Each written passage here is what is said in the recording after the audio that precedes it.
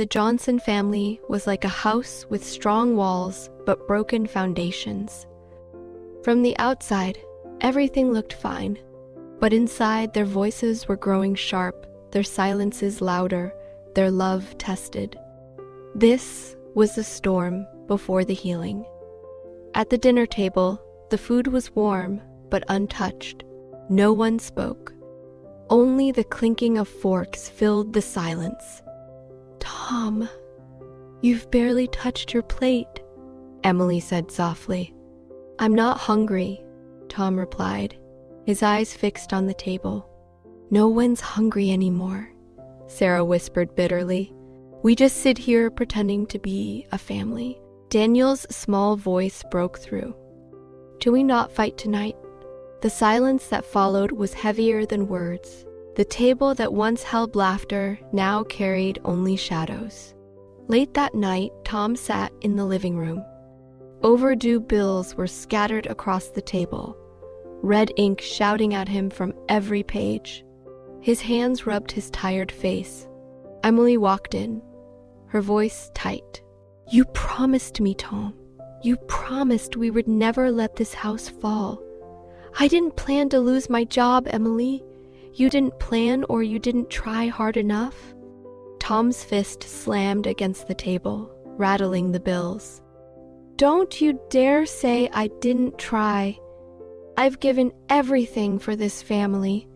Upstairs, Sarah heard the shouting through the thin walls. She pressed her face into her pillow, tears slipping quietly down her cheeks. The next day, Sarah sat at the park, holding a folded letter in her trembling hands. It was a college acceptance letter. Her eyes stared at it, empty. Her friend Maya sat beside her. "What's the point?" Sarah whispered. "They won't care. They're too busy fighting." Maya touched her shoulder. "This is huge, Sarah. Why don't you tell them?" "Because this family doesn't celebrate anymore," Sarah said bitterly. "We just survive." That evening, Emily found the letter stuffed inside Sarah's backpack. She stormed into her daughter's room, waving it in her hand. "You got into college? Why didn't you tell us?" "Because you don't listen," Sarah snapped. "You and Dad are too busy hating each other." "That's not fair," Emily began, but Sarah cut her off, her voice rising like a storm. "Fair? You think life is fair for me and Daniel? We hear every fight, every cruel word. You promised us a family, but all you gave us was fear." Emily froze. Her daughter's words cut deeper than any wound. The letter slipped from her hand and floated to the floor. That night, the rain fell hard. Daniel, unable to take the tension anymore, quietly packed a small bag. He slipped out the back door, the cold wind hitting his face as he walked down the empty streets. He didn't know where to go, only that he couldn't stay. Mrs. Carter, the neighbor, found him shivering near her gate. "Daniel, what are you doing out here?" His voice shook. I don't want to go home." Her heart ached. She took his hand gently and led him back.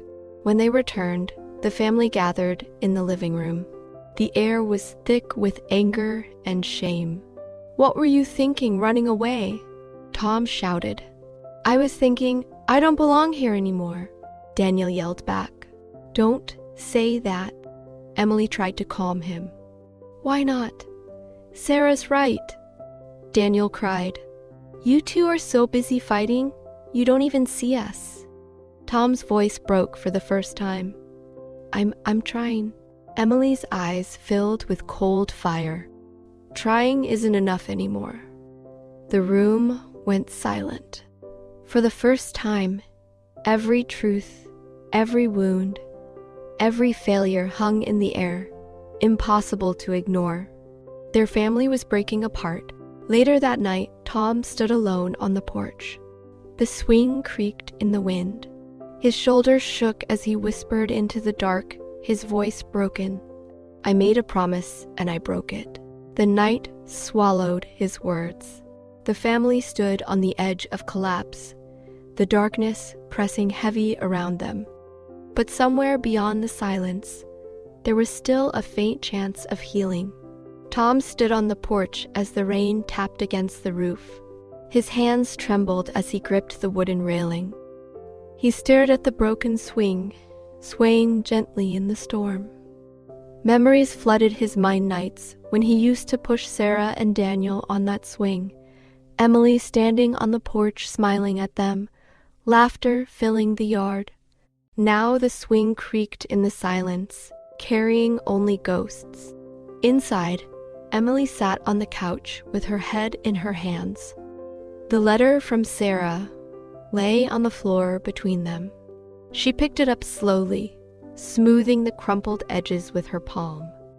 For the first time, she saw the joy her daughter had hidden, the secret she had buried under the weight of their anger. Tears filled Emily's eyes, not for herself, but for everything she had stolen from her children without even knowing it. Upstairs, Sarah lay awake, staring at the ceiling. Her earbuds played music, but she could still hear her father's voice shouting, her mother's voice breaking, and Daniel's cries echoing through her mind. She thought about college, about escape, about leaving this house forever. She wanted freedom, but the thought of leaving Daniel behind tied her heart in knots. She pressed the acceptance letter against her chest and whispered to herself, "I don't want to run away. I just want a family again." Daniel, in his small room, curled under his blanket. He held his toy car in his hand, the one his mom had given him years ago before she passed away.